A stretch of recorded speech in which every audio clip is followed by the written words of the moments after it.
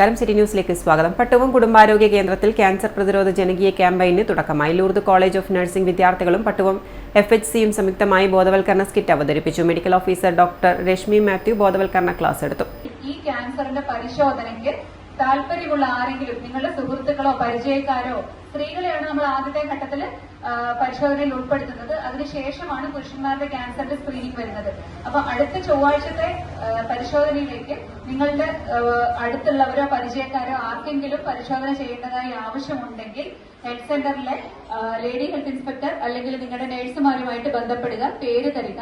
അടുത്ത ചൊവ്വാഴ്ച നമുക്ക് മുള്ളൂർ സബ് സെന്ററിൽ വെച്ച് രാവിലെ 9 മണി മുതൽ ഉച്ചയ്ക്ക് 1 മണി വരെ സ്ക്രീനിംഗ് സംവിധാനം അവിടെ ലഭ്യമാണ്. പട്ടുവം മുള്ളൂർ ജനകീയ ആരോഗ്യ കേന്ദ്രത്തിൽ 9 മണി മുതൽ 1 മണി വരെയാണ് പാപ്സ്മിയർ ടെസ്റ്റ് ഉണ്ടായിരിക്കുകയെന്നും ബന്ധപ്പെട്ടവർ അറിയിച്ചു.